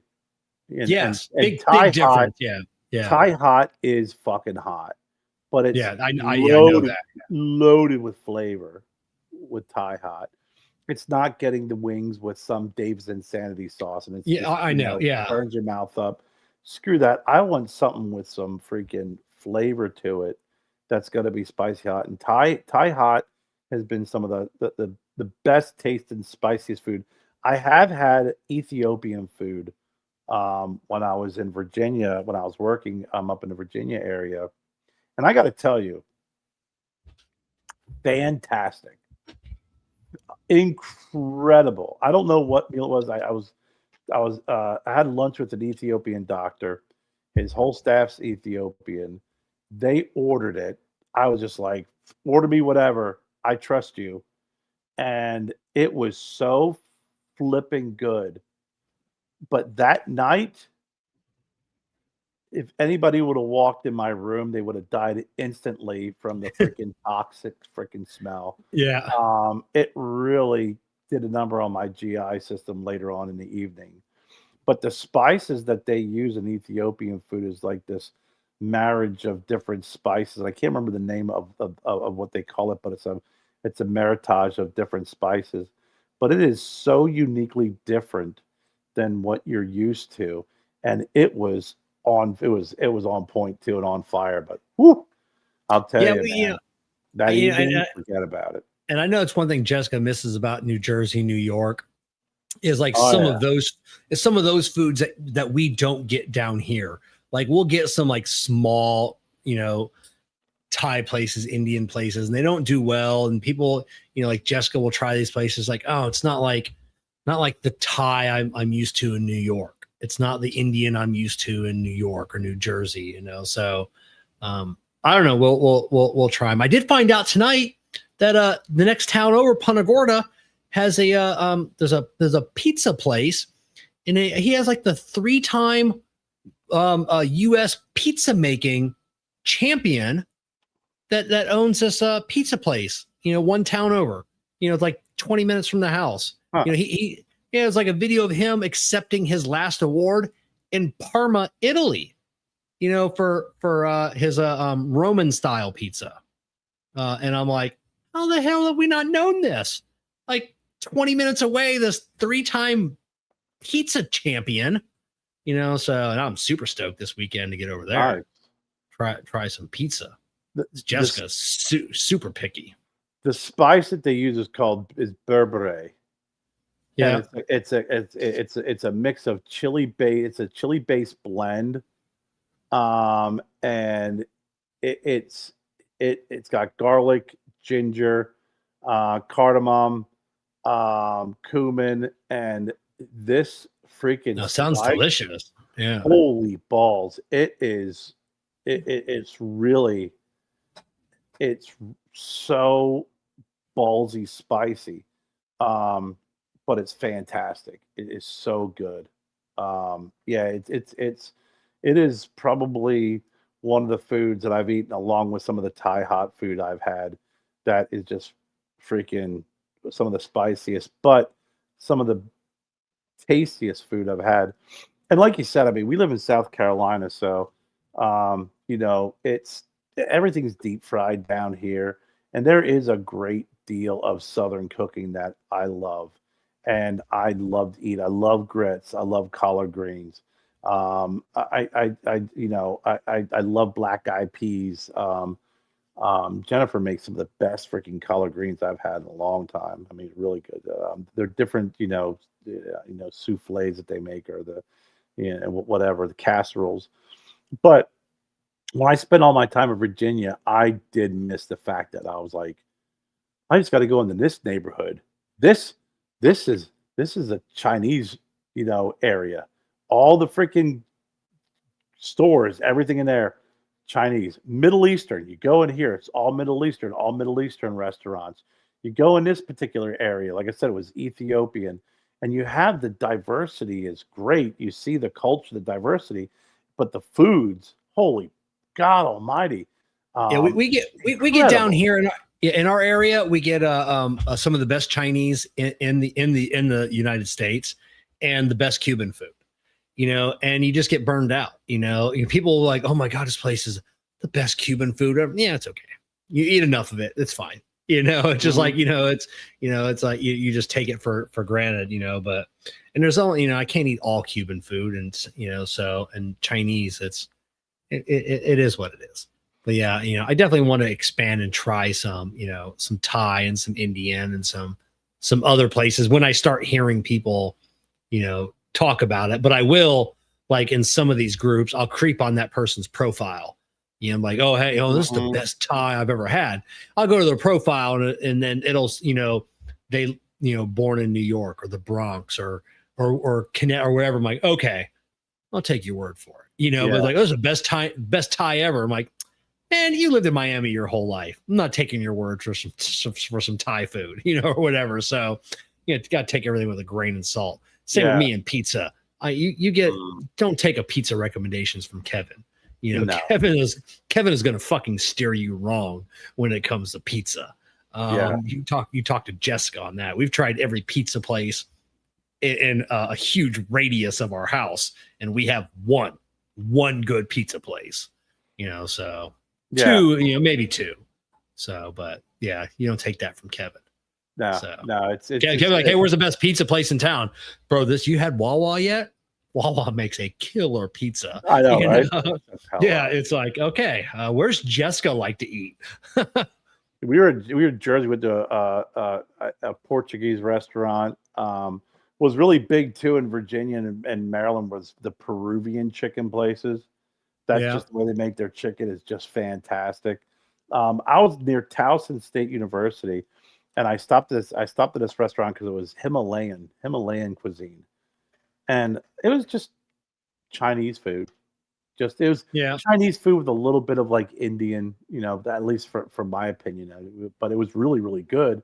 But it wasn't anything that was like, God damn, you got to really so much different than any other chicken. Like when I had Peruvian chicken, I was like, this spice is different. Like I walk in that restaurant, I was the only guy speaking English. I'm by myself, and I'm like, I'm not leaving until I fuck up this whole tray of food because this is fantastic food.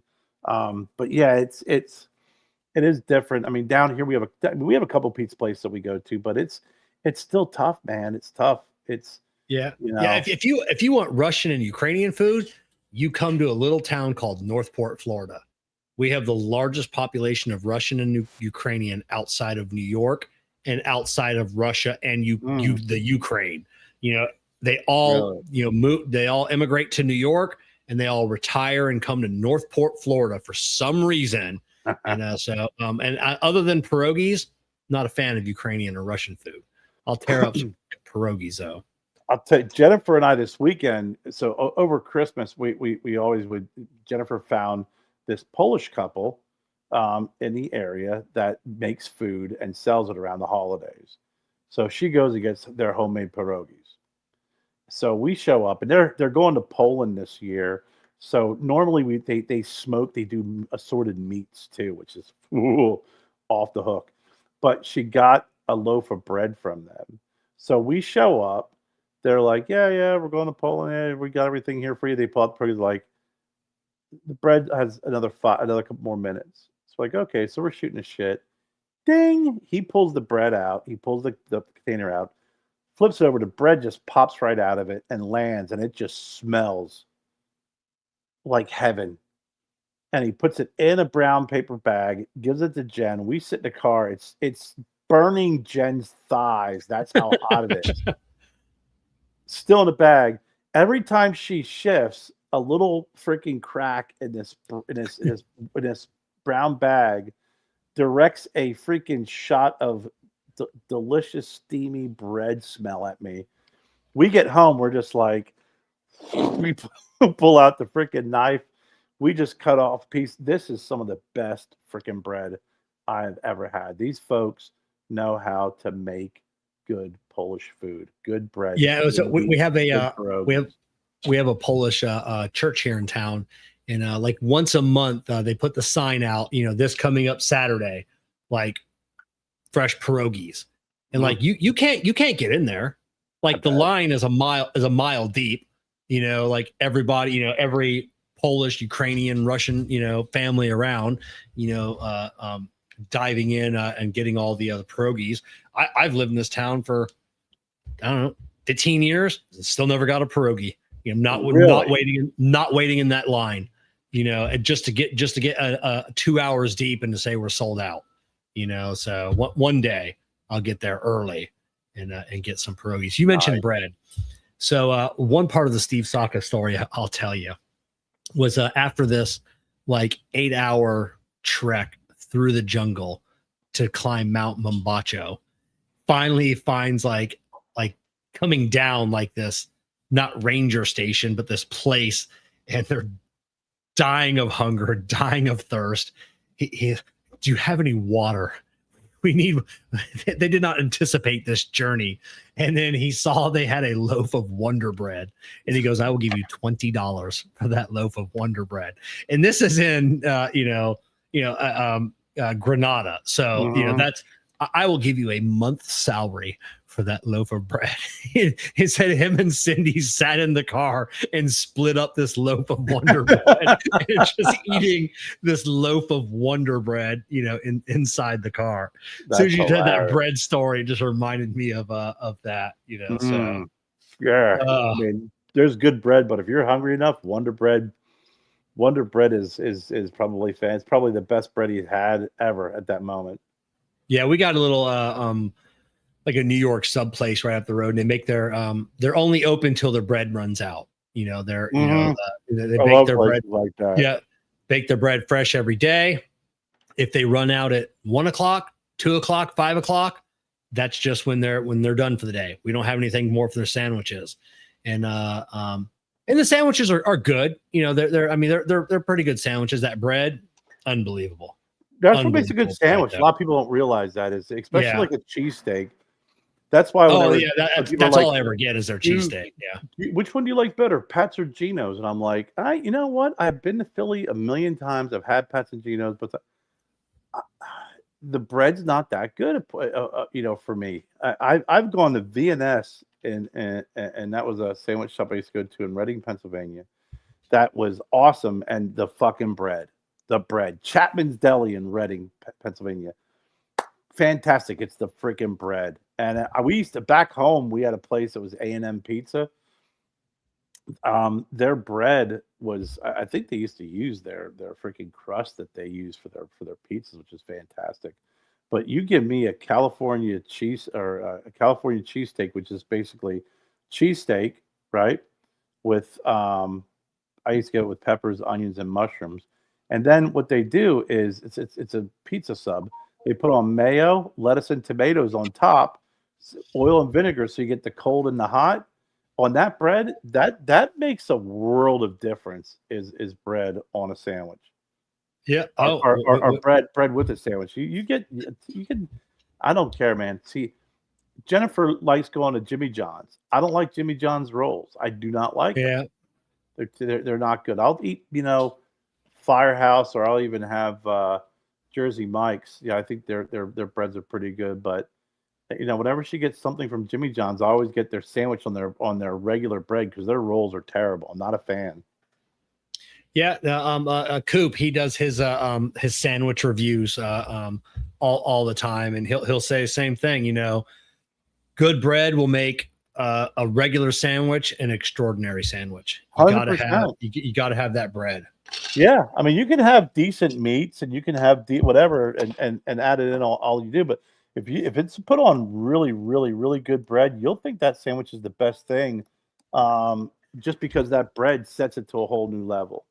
And what's funny is some breads, like this bread that Jennifer brought home from the Polish folks, she made a sandwich for me the other day.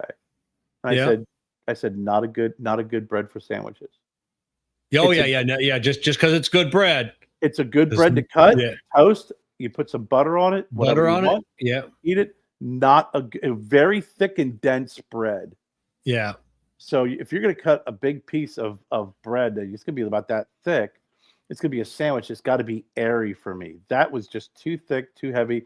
And I ended up taking off the top piece and eating it almost like an open face because it was just too much. I said, it's just too much, too heavy, too dense for me. Yeah, I agree. I like that nice, airy, light bread that still has its structure to it, that can hold in the condiments and everything else, but it's not, I love pub subs, but Publix bread, I got to be in the mood for that dense, like thicker bread. It's too much. It takes away from the sandwich. I think at that point, I mean, the star is no longer the sandwich itself. It's you're trying to muscle through a very thick bread. So that bread, I'm like, you know what? It may, I think it would make a good. I made a breakfast. I made a open face breakfast sandwich for the other day. A good thick bread like that on an open face. Yeah. Either a breakfast sandwich or an open face turkey. Yeah. Or ham. I put on. I and she didn't eat it. I ended up eating it, but I did Taylor ham, and then I put a over easy egg on top. I was like, that's perfect. That's what that bread's for. You toast or a thick bread like that makes a great French toast bread. Well, that's what I was getting ready to say. That's the other thing I said to her. She's like, I don't think it'd be a good toast, a French toast. I'm like, no, a fantastic French toast bread for that reason. It's thicker.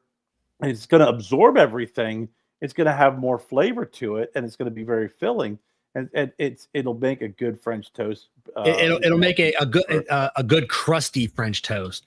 A lot of people think French toast needs to be soggy, and I'm not a fan of soggy French toast. When you have a good bread that gets a good crust on it, and you take your fork and you hear that crunch that as you go through, that's a good French toast right there. Oh yeah, 100%. But yeah, that was our experience with food. Like I said, I have my lunch set tomorrow. It's the leftover Thai food she made, and I think it's going to get even better sitting overnight.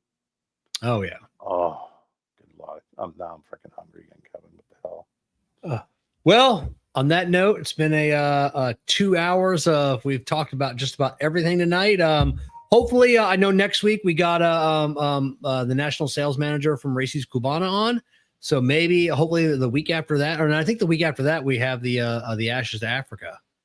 I think so. Yeah. So maybe we'll get one more in this year with Art. If not, we'll push. We'll try and get Art. Let Art know. Like I said, we'll get a show in if he's got a date. Even if it's not a Monday night. Let Art know. We'll squeeze one in. Let's get him on.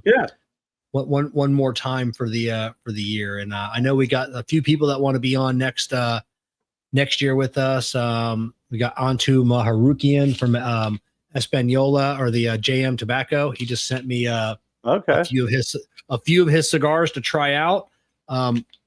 He sent me these for me and Jessica to try. He'll be debuting at PCA 2026.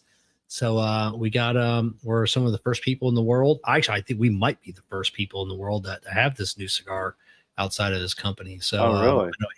I know he wants to come on and talk about those. So we got some people that want to come on next year. So I think next year we're going to get back into the I Tap That Cigar show a little bit more frequently. Mm-hmm. As much fun as I've loved doing this, the puff and ponder, and this is definitely not going away at all. I think we're going to try and really focus on getting that one show a month. Yeah. You know, I Tap That, because we got so many people that want to come on, and I've just had a blast this year just doing this. Well, I think we steered away from doing that show, and even kind of drifted away from doing the monthly show. And I think without having that, you know, that as you said, there is people who want to be on the show, because I think this Puff and Ponder format has gone over really well. And I think gone, come in and not only talk about their cigars, but I think they want to be part of this stupid conversation that we have. Yeah, exactly. And our numbers are the same, if not better, for some shows. You know, people just they seem to really dig this. So can't wait to see what the new year has in store. So can't wait. All right, but we'll see everybody back this coming up Monday night with I forget his name offhand, from Races Cubana. We're going to be talking a little bit about the cigars, but it's just going to be another we'll talk about whatever it is that's going on. Sounds good, man. So, all right, and make sure you're following. Oh, what is it? What happened here? My screen. Make sure you're following Kerr, Viajante, Stogie Road Cigars social media, Cigar Prop on the social medias. Links are in the video description, podcast description. I've got some great giveaways coming up from Cigar Oasis. Is sending me some of their brand new stuff that's coming out, and I'm not keeping any of it. I'm giving it all away. So super stoked about those. So make sure you're following on the socials and get in on those giveaways. So all right, we'll see everybody next week.